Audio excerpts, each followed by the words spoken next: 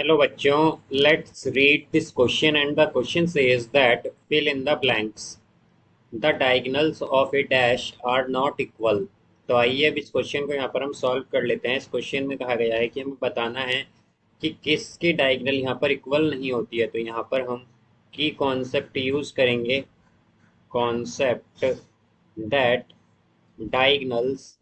तो जो डायगोनल्स होती हैं हमारे पास, डायगोनल्स ऑफ पैरेललोग्राम, तो पैरेललोग्राम की डायगोनल्स जो होती हैं हमारे पास वो इक्वल नहीं होती हैं। Diagonals of parallelogram are not equal, वो इक्वल नहीं होती हैं।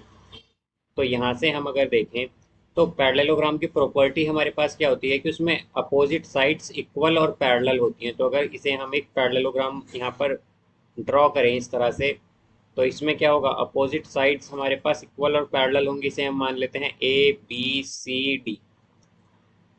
अब इसमें हमारे पास जो डायगोनल्स हैं यानी कि ए सी और एक डायगोनल है यहाँ पर बी डी, तो ये दोनों डायगोनल क्या होंगी, हमारे पास इक्वल नहीं होंगी। या फिर हम कह सकते हैं कि ए सी नॉट इक्वल होगी बी डी के। ये हमारे पास कंडीशन किस में है, पैरेललोग्राम में, पैरेललोग्राम में।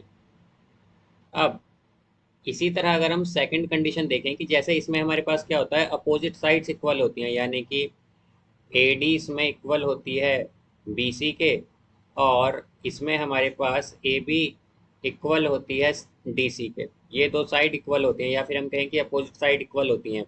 बट अगर हम सेम कंडीशन चेक करें तो हमारे पास एक और क्वाड्रिलेटरल होता है जिसे हम बोलते हैं रेक्टेंगल। रेक्टेंगल में भी क्या होता है, अपोजिट साइड्स तो इक्वल होती हैं हमारे पास।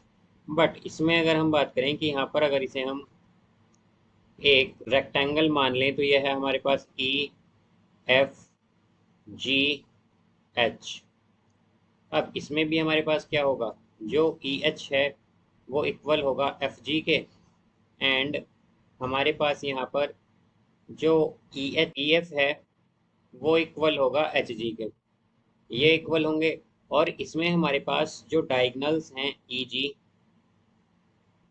जी एंड एच एफ, वो क्या हो जाती हैं, रेक्टेंगल में हमारे पास डायगनल्स इक्वल हो जाती हैं। तो यहाँ से हम देखें तो हमारे पास क्या होगा, इसमें ई जी इक्वल हो जाएगा एच एफ के। ये कंडीशन किसकी है, ये रेक्टेंगल की कंडीशन है, रेक्टेंगल। और हम देख सकते हैं कि दोनों में हमारे पास क्या था कि पैरेललोग्राम में भी अपोजिट साइड इक्वल थी और रेक्टेंगल में भी इक्वल है। बट जो हमारे पास डायगनल्स नॉट इक्वल होती हैं वो किस में होती हैं, पैरेललोग्राम में। और रेक्टेंगल में हमारे पास डायगनल्स इक्वल हो जाती हैं और पैरेललोग्राम में क्या होती हैं, नॉट इक्वल होती हैं।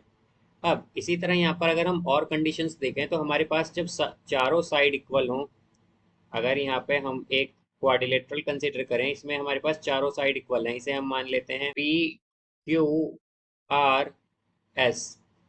तो इसमें अगर हमारे पास चारों साइड इक्वल हैं यानी कि पी क्यू इक्वल है आर एस के, आर एस के, और आर एस इक्वल है क्यू आर के, क्यू आर इक्वल है पी एस के, अगर ये चारों साइड इक्वल हैं, और हम क्या देख सकते हैं यहाँ पर डायगनल्स क्या होंगी, एक तो डायगनल होगी पी आर और एक होगी एस क्यू।